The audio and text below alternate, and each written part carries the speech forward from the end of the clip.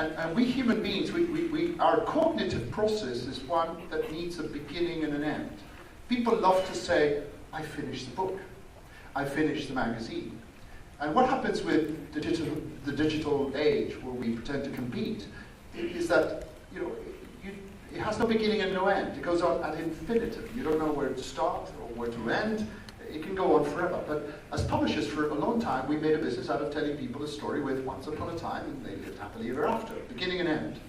And this is a cognitive process that we should try to recapture, especially on weekends, with premium physical paper products. Yes. So what are the strengths of print? Well, typography, photos, grids, infographics, illustrations. These do not work in the digital sphere. The traditional editorial model is changing and design has to follow. You need to conceive the visual and the written simultaneously. Look at this cover. We took this newspaper in 2009. It had a debt of 7 million euros. Yeah? Today it makes a profit of 250,000. Yeah, it's viable. It's a reference in France, in Paris. But we changed it on its head to really focus on design-driven content. It's clever, it's informative, it's useful, it's a collector's item. Yes. This is I, which we launched in 2009. This has been described in the New York Times as the post-industrial age newspaper.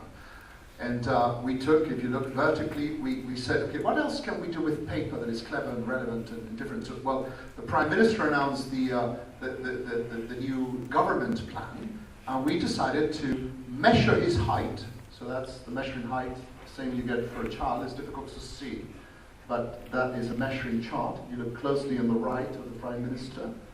We measure his height. Okay, his height is 1.90 meters or whatever. And we said, okay, let's measure, working on the term measure, let's measure this man up. And we said, what's in his head? So if you look on the upper right, you see where we are.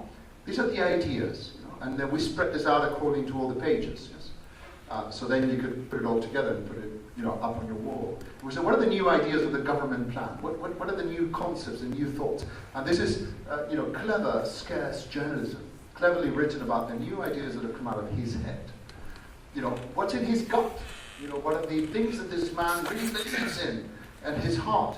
And then we describe them with infographics and so on and so on. And then we moved further south. Of course, if this was Italy and Berlusconi, we would have not skipped a certain part. But we went to his knees. What are the issues that he's dancing around? Yeah, and then we described that. And finally, what issues is he running away from? Yeah? And the language works in this case. Yes. So it's a clever, informative, useful collector's items. The newspaper went like wildfire. People were like, oh, you didn't get a copy of E today? Look what they've done. They've done a measuring chart, a height chart to the Prime Minister to measure him up. And this is the end result. If you put the paper together, this is what you got. A burnt front page. So design is content. As you can see, this is a lot of our cases where you see transformations.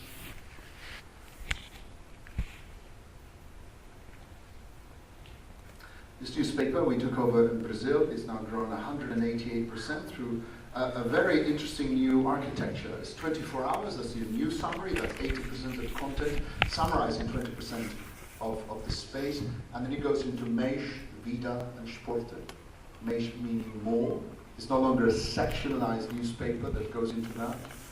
And very now relevant paper, especially on the weekend, yes. And using covers. I mean, the best, you've got such a formatted approach to covers in this country. You're still beholden to the past. And we think that the best rule is to have no rules at times. These are covers that excite.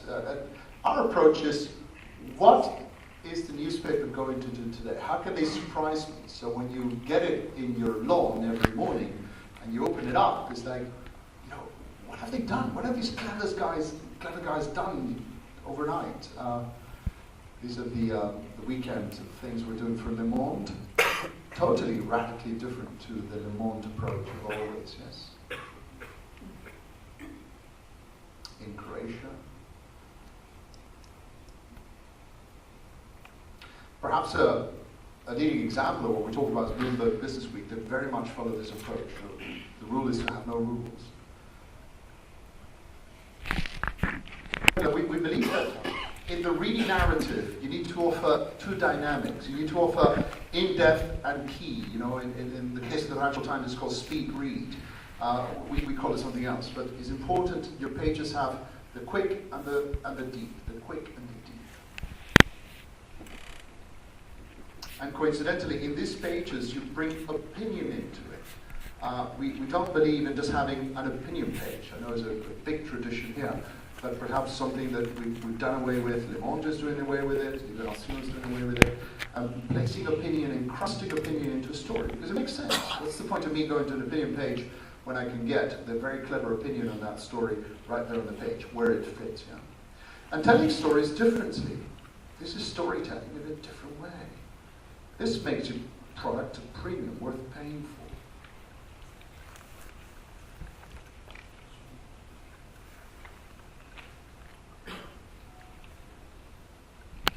And typography, this is something that we ignore, and I don't understand why. Fonts are the clothes of our thoughts. You care about what you wear. Why don't you care about how you dress, what you say? Give very little thought to this. Oh no, it's the same typography in the last 155 years since the paper was founded. Cannot be touched. Okay. The end game here, to get people to spend more time with your page, to get people to engage. And this goes across every single platform. Talk about the app as well, even the digital, mobile experience, the website experience. There's so much more you can tell with beautiful typography, with typography that engages. This is keepsake. People keep these pictures. You can do them even on a daily basis. And photography. What is photography? Yeah? Photographos. Graphos is photo, light in Greek, and graphos, writing. Writing with light, photographos. And we ignore that. We ignore the agency. And it's been a phenomenal turnaround in the newspapers in Norway, regional newspapers we've been working with, and the ones in France and West France, where we have invested in very clever photography, which only works on paper well. Yes. Going back to the